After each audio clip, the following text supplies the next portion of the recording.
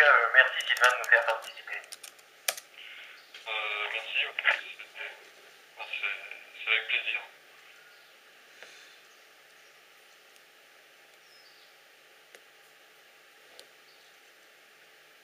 Bon, là, le son est très bon, donc je pense qu'on va pouvoir discuter tranquillement avec un son de qualité. Nous sommes extrêmement heureux de pouvoir te parler. Moi également, je suis extrêmement heureux de vous parler.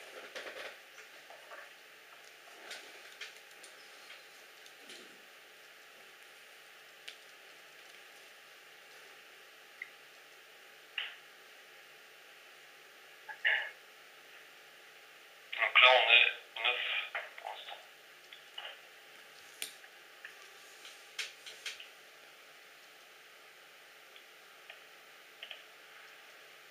Pensez-vous que...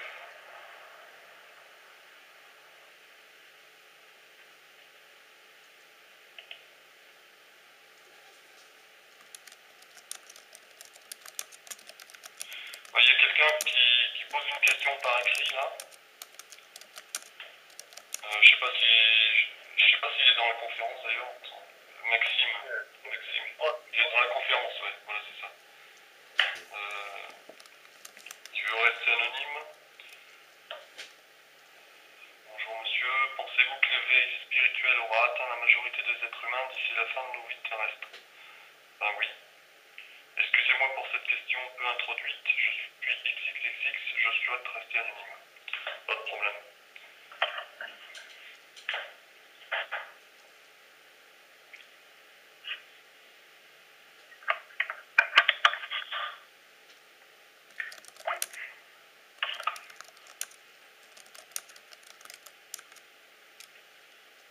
Durant la marche pacifique, avez-vous eu des révélations dans la gouvernance? Les révélations concernant la gouvernance, je les ai eues avant et elles ont été confirmées durant la marche.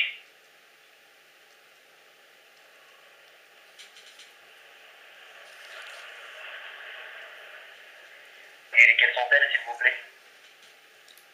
Les révélations? Oui. Durant la marche ou avant? Ou les deux? Les deux. Les deux, ok. C'est qu'en fait, sur mon chemin, en fait, quand je suis parti au Québec, j'ai réalisé l'existence du nouvel ordre mondial des Illuminati. Je savais rien de tout ça avant. Donc ça a été la première découverte.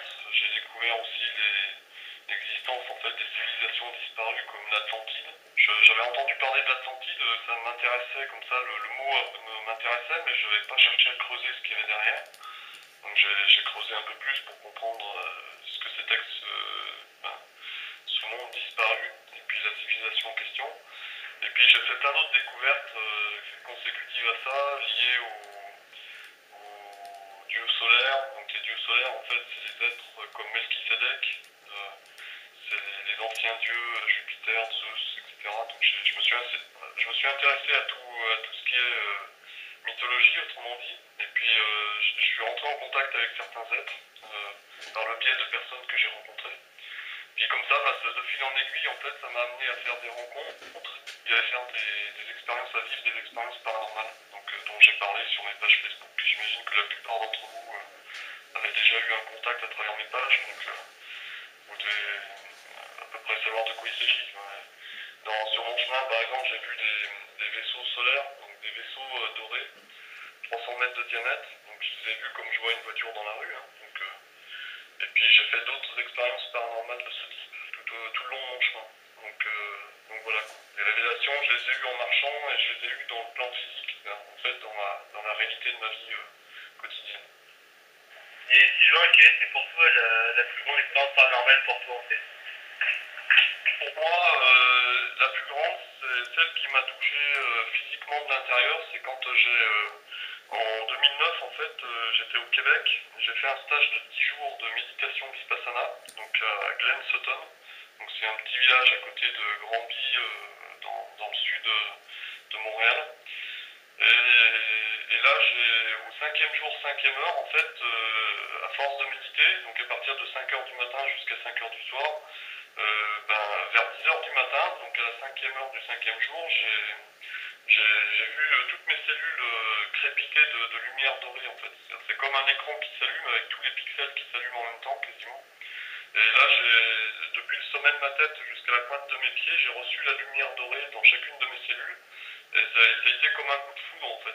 C'est comme si je recevais la foudre, sauf que c'était la sensation en fait, c'était un crépitement en fait de mes cellules, un fourmillement tétanisant. En fait, le corps est tétanisé et on a l'impression d'être frappé par la foudre, mais c'est comme une espèce, enfin c'est comme un orgasme 10 000 fois plus important qu'un orgasme. En fait, c'est 10 000 fois la quantité d'énergie d'un orgasme quasiment. On a l'impression d'être tétanisé en fait d'amour en fait quand on reçoit ça. Donc j'ai reçu ça et puis là, à ce moment-là, quand mes cellules ont toutes été éclairées, ben, ça faisait comme si j'étais dans un océan de lumière dorée. Je voyais plus la différence entre l'intérieur de mon corps et l'extérieur de mon corps. Donc c'est bon. Qu'est-ce qui s'est passé après ça? Ben, c'est que cette descente de lumière dorée en moi, ça m'a fait rugir comme un lion. C'est-à-dire que j'ai senti en fait depuis mon chakra vital, donc ce qu'on appelle le sacral, c'est en dessous du nombril en fait, j'ai senti en fait qu'il y avait un rugissement énorme qui était en train de sortir. Puis je l'ai sorti quoi le rugissement et ça fait comme un feulement de lion géant quoi en fait qui a soufflé en fait les personnes qui étaient autour de moi. Il y avait une cinquantaine de personnes autour de moi et les personnes en question se sont retrouvées à 5 mètres de moi quoi. Elles étaient à 50 centimètres, elles se sont retrouvées à 5 mètres. Juste par le souffle en fait de la puissance énergétique. Et donc du coup, ça a quelle signification ce qui vient de se passer là? Ce que tu me racontes depuis tout à l'heure. Ça a quelle signification? Oui, alors justement, je fais le lien avec ce que je vais dire là. C'est qu'en fait, ce phénomène, j'ai pas compris tout de suite ce que c'était. Et donc j'ai cherché sur internet en fait. J'ai tapé rugissement du lion, j'ai tapé lumière dorée. Et je suis tombé sur un article en fait qui parlait d'illumination des 5 Bouddhas. Donc un processus en fait connu chez les hindous, qu'ils appellent comme ça, puis qu'ils appellent aussi comme par hasard rugissement du lion. Donc ben, j'ai compris que c'était ça que j'avais vécu quoi. Et qu'est-ce que c'est que ça, l'illumination des 5 Bouddhas? Et ben c'est ce qu'a vécu le Christ au sommet du mont Tabor. Ça s'appelle aussi la transfiguration. C'est quand on reçoit la lumière d'amour divin en soi. Et donc quand on reçoit cette lumière, ben, on fait un avec la source d'amour divin. Donc on fait un avec ce qu'on appelle l'océan primordial. Donc l'océan primordial d'amour, c'est quoi? C'est une lumière dorée en fait qu'on incarne et qui est notre essence même d'être de lumière dans le cosmos. C'est-à-dire que par défaut, on est pure lumière d'amour, quoi. Et donc quand on retrouve cet état de pure lumière d'amour doré, eh ben, c'est ce que j'ai vécu. Là. C'est ce phénomène autrement appelé rugissement du lion ou illumination des 5 Bouddhas. Voilà, donc le lien avec moi, avec mon énergie d'avatar du Christ, ben, c'est ça. C'est le lien direct, quoi. C'est bien la preuve en fait que j'ai cette essence-là en moi et que je suis chargé en fait de la relayer auprès de tous. Et puis de dire la vérité concernant tous, c'est qu'en fait cette énergie elle est en nous tous et toutes. On a tous la capacité de se relier à cette énergie. Donc c'est ça la vérité. Et Sylvain, est-ce qu'avec ce surplus d'énergie, tu penses pouvoir communiquer avec d'autres sortes d'humanités ou d'extraterrestres? Ouais, c'est pas que je pense, c'est que je le fais. C'est-à-dire qu'en fait, hier par exemple, j'étais en réunion avec quelqu'un on a fait une table ronde avec les Elohim. Donc ce sont des extraterrestres, en fait, des anciens sages cosmiques qui ont 350 milliards d'années. Et donc on se réunit régulièrement, là, ça fait plusieurs mois que je me réunis avec eux, avec Ashtar Sheran et puis les Elohim en question, et puis d'autres personnes, donc qui sont des personnes physiques, hein, comme vous et moi, et qui viennent autour de ma table là, pour qu'on puisse établir le contact avec eux. Donc je le vis en fait dans ma vie, quoi. C'est pas simplement une pensée théorique ou autre, quoi. C'est quelque chose que je partage avec eux concrètement. C'est par voyage astral que tu fais ces tables rondes? Non, non, c'est pas en voyage astral. Là, je m'installe physiquement autour de la table. J'accueille 2 ou 3 personnes avec moi. Et puis, on accueille en fait les Elohim, Ashtar Sheran et d'autres qui viennent nous parler, qui viennent nous transmettre des messages. Et on discute avec. Et quels sont ces messages qu'ils vous transmettent? Ce sont des messages qui concernent en fait ce que j'ai écrit dans le manifeste des cités de lumière. Donc, ce sont des messages en fait qui concernent les actions menées dans le cosmos et sur Terre pour pouvoir démanteler le nouvel ordre mondial des Illuminati, donc qui sont des reptiliens en fait, comme tout le monde le sait maintenant. Attends. Et c'est en fait démanteler leur système, donc faire en sorte qu'ils puissent régénérer pour ceux qui le veulent, et puis ceux qui ne le veulent pas, ben, on doit agir pour que ben, ils puissent pas enrayer en fait, la progression de la paix et de la justice sur Terre et dans le cosmos. Donc en fait, on discute avec Ashtar, avec les Elohim et avec d'autres des actions menées dans le cosmos et sur Terre pour pouvoir instaurer la paix. En fait, c'est ça dont on parle. Donc on parle en fait des actions qui sont menées au niveau énergétique, au niveau des dimensions espace-temps, pour qu'on puisse démanteler le système des reptiliens et puis instaurer un système pacifique écologique sur Terre et dans le cosmos. Donc c'est ça dont on parle. En fait, tu peux nous dire qu'est-ce qui s'est passé le 21 décembre 2012? Comme je l'ai dit, à toutes les télés du monde entier là, qui étaient réunies à Bugarach, dans le petit village de Bugarach, il n'y avait pas de fin du monde, donc c'était pas un cataclysme ou quoi que ce soit qu'il fallait attendre. C'était simplement une fin de cycle temporel annoncée par le calendrier Maya, donc un cycle de 26 000 ans à peu près.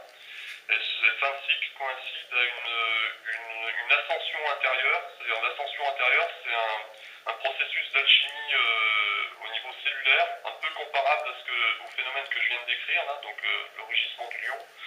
Et c'est ça qui nous permet d'ouvrir nos consciences, d'évoluer au plan physique mais aussi éthérique, donc dans nos corps, pour qu'on puisse incarner l'amour et la vérité. Donc c'est ça qui s'est passé le 21 décembre. C'est juste une étape clé en fait pour qu'il y ait un déclic qui se fasse au niveau des consciences de l'humanité dans son ensemble, sur Terre, mais aussi sous Terre et puis sur d'autres planètes. Pour qu'on puisse passer à une fréquence, monter en fréquence en fait, mais vibratoirement et de l'intérieur de nos cellules, pour qu'on puisse mieux s'entendre entre nous, déjà être mieux avec nous-mêmes, donc chacun avec soi-même, pour que quand l'harmonie et la paix sont installées à l'intérieur de chacun, ça peut se manifester à l'extérieur. Tant qu'il y a quelque chose en disharmonie à l'intérieur de chacun, la paix extérieure a du mal à se manifester, parce que c'est comme si on était entre personnes aveugles, quoi.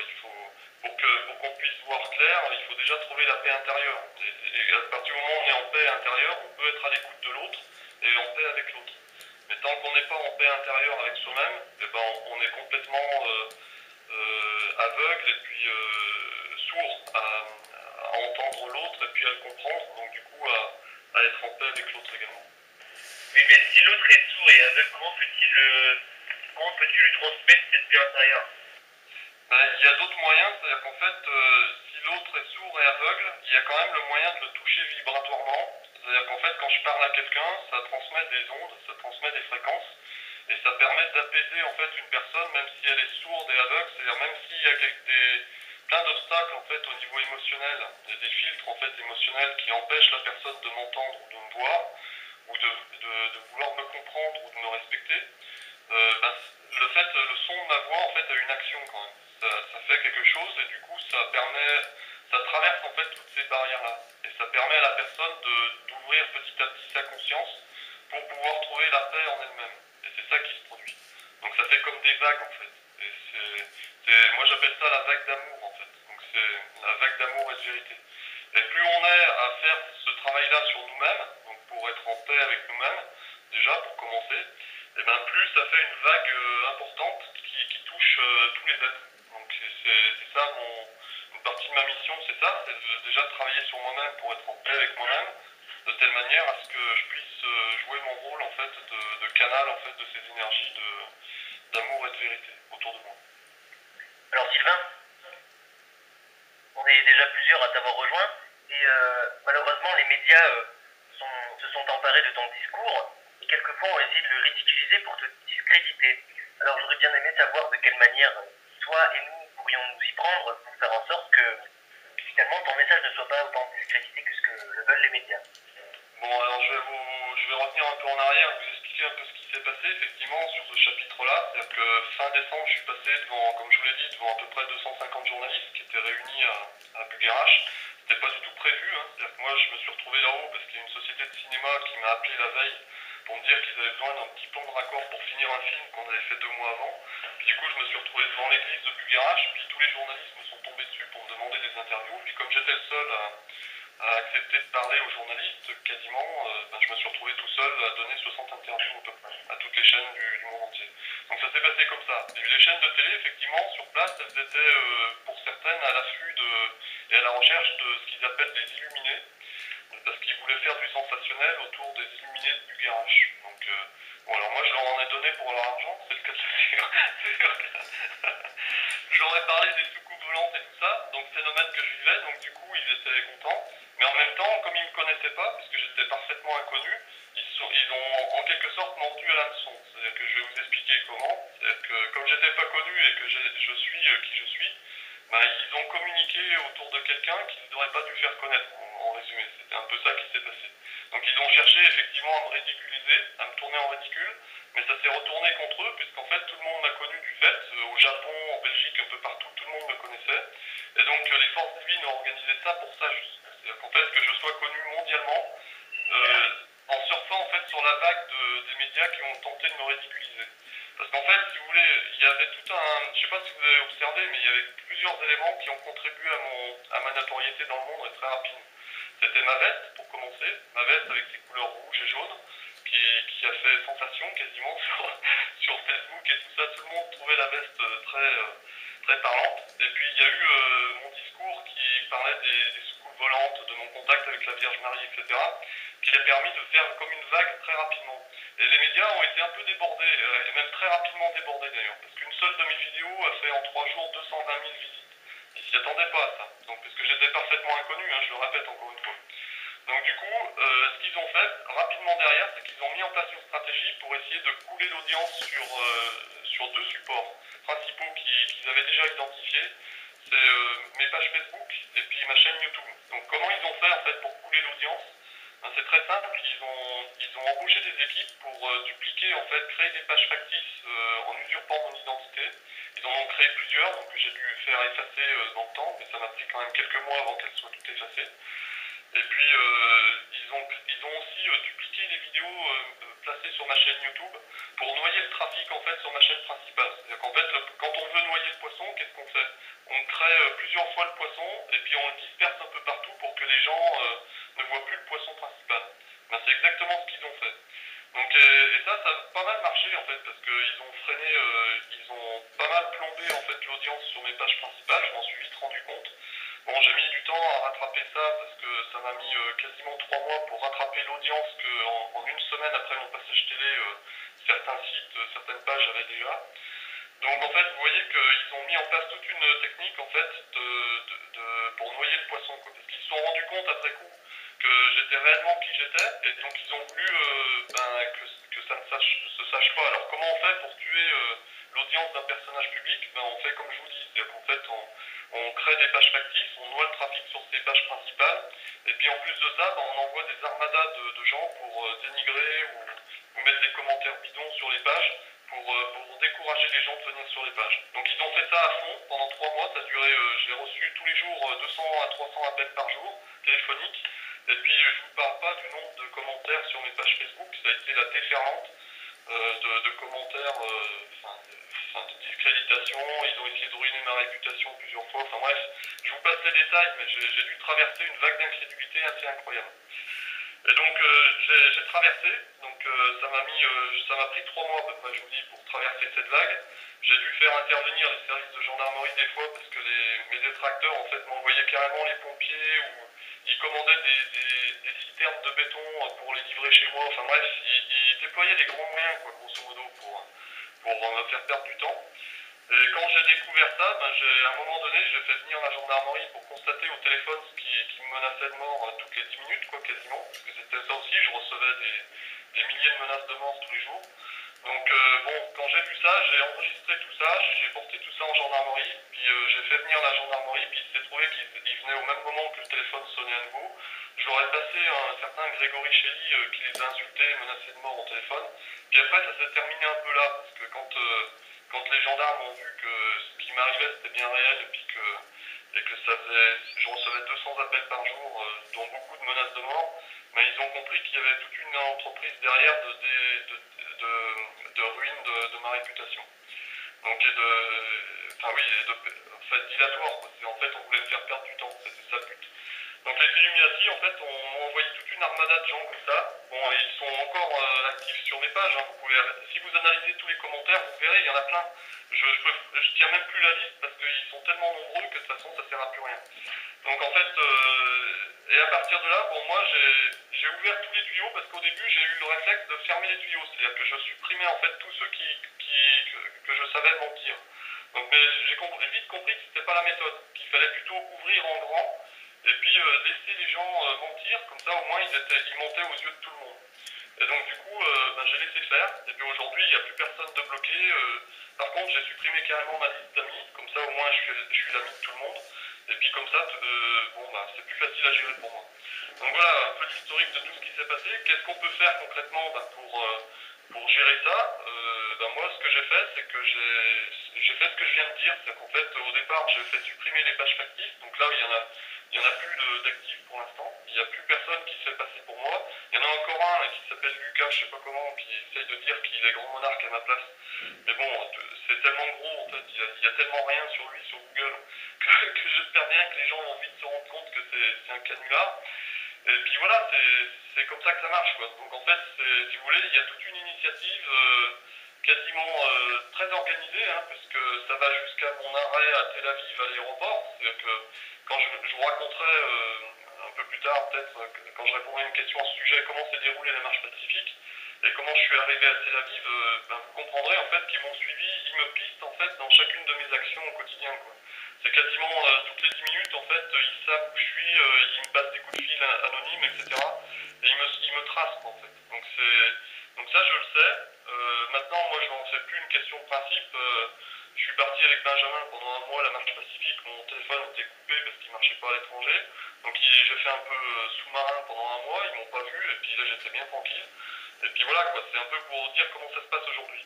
Mais le problème, c'est qu'en face, ils ont beaucoup plus de moyens que moi. C'est-à-dire qu'ils sont capables de payer des dizaines de personnes pour monter un canular de toutes pièces. Une fois, pour vous donner un ordre d'idée, ils étaient 5 ou 6 à me faire croire en fait qu'ils voulaient me convoquer me proposer un concert géant à Bercy avec Rihanna. Et ils ont payé une nana qui parlait, je sais plus quelle langue d'Amérique du Sud là, pour lui demander en fait de faire semblant de se faire passer pour Rihanna puis me parler au téléphone, quoi, pour vous donner un idée. Et ça, des canulars comme ça, ils en ont monté tout un tas. Donc moi, à la fin, ce que je faisais, c'est que je jouais le jeu pour les démasquer. Et avec les services de police, de gendarmerie, ben, je faisais constater, puis je publiais sur Facebook pour qu'ils soient décrédibilisés et que ça soit mis aux yeux de tout le monde, quoi. Donc je suis rentré. Ouais. Mais tu sais que en ce moment, j'entends plein de gens parce que je sais pas comment dire, je suis dans le milieu du rap, un petit peu, je côtoie beaucoup. Ouais, ben avec les histoires de Booba, Cortex et tous ces rappeurs-là. Je côtoie beaucoup de chefs de société, tu vois, des francs-maçons. Parce qu'à une époque, j'étais chauffeur pour eux. J'ai nommé un chef d'entreprise très puissant dans ma ville. Ils m'ont parlé de toi. Ils m'ont dit qu'ils te recherchaient, je sais plus quoi, quand. Je sais plus c'était dans quel contexte que ton nom est sorti. Mais ils ont dit qu'ils te recherchaient activement. Je connais pas leur motivation, mais tu étais au courant. Qui, les francs-maçons me recherchent, c'est ça la question? Ouais, c'est ça. Bah, moi, je sais qu'ils me. De toute façon, je sais, parce que là, en fait, les Grégory Chely et Concert, là, avec la Ligue de défense juive, ils sont en plein dans les réseaux Illuminati francs-maçons, en lien avec les sectes en Belgique, tout ça, là. Les sectes pédophiles, comme la secte Ecclésie, par exemple, tous ces gens-là, ils sont tous liés, en fait. Et ils sont criminels, hein, puisque de toute façon, ils ont tué un gars qui s'appelle Saïd Bourarache en 2010. Ils l'ont jeté à la Seine. Donc en fait, c'est un musulman qui était gardien de sécurité et ils l'ont foutu à la Seine. Donc en fait, moi, tous ces réseaux criminels, je les connais. Effectivement, ils essayent de me chercher, de me trouver, etc. Mais le problème, c'est qu'ils s'y prennent très mal et puis que moi, je les prends à chaque fois la main dans le sac avec la gendarmerie. Donc ils sont mal barrés, c'est le moins qu'on puisse dire. Et comme en plus, ils s'en prennent à des gens comme Kémy Seba ou ils s'en prennent à la communauté noire, ils sont encore plus mal barrés. Parce que en face, il y a du répondant, on est des pacifistes et on est tranquille. Et s'ils viennent embêter des pacifistes, ben, c'est mauvais temps pour eux, quoi. Donc en fait, parce que le pacifiste, lui, il réagit pas, il reste tranquille, Et puis c'est la justice divine qui intervient et qui remet tout en place, et très vite.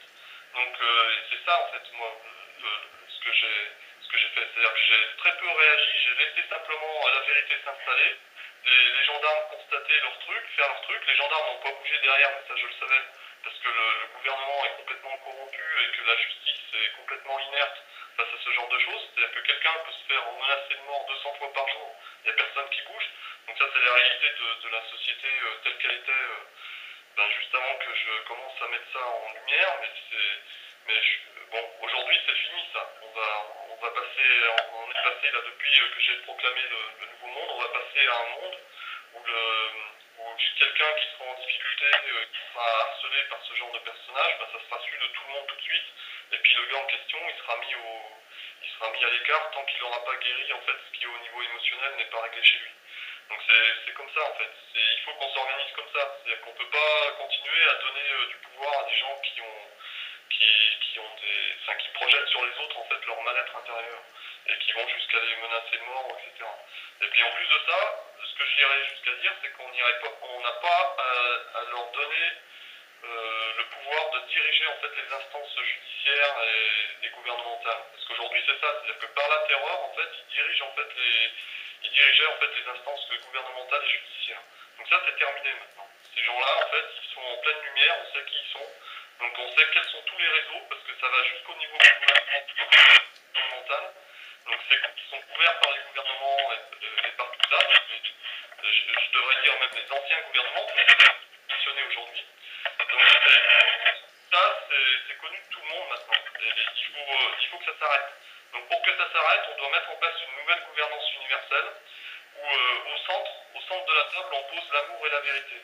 Et les gens qui ne veulent pas s'inscrire là-dedans, qui pratiquent le mensonge, la manipulation, l'intimidation, les menaces de mort et compagnie, ceux-là, on les accompagne, on les rejette pas, mais on les considère avec compassion. C'est-à-dire qu'en fait, on les accompagne, on met leur vérité au centre de la table, c'est-à-dire on dit qui ils sont, ce qu'ils font, comme ça tout le monde le sait. Et puis à partir de là, une fois que chacun se voit en face tel qu'il est dans la glace, ça permet d'avancer mieux en groupe. Donc voilà, c'est comme ça que je propose qu'on fasse, c'est que maintenant c'est le temps de la transparence. Donc là je vous parle de choses peut-être que vous ne saviez pas parce que j'ai pas communiqué énormément non plus sur tous les déboires que j'ai eu pendant 3 à 6 mois parce que ça continue encore là, j'en ai encore eu hier là avec certains. Donc en fait bon je communique pas forcément énormément là-dessus parce que j'ai pas l'intention non plus de bassiner tout le monde avec des histoires pareilles, mais il faut quand même savoir que c'est une réalité du terrain et que ça existe. Et qu'il y a beaucoup de gens qui sont concernés par ça dans le monde et qu'aujourd'hui c'est terminé. On passe à autre chose.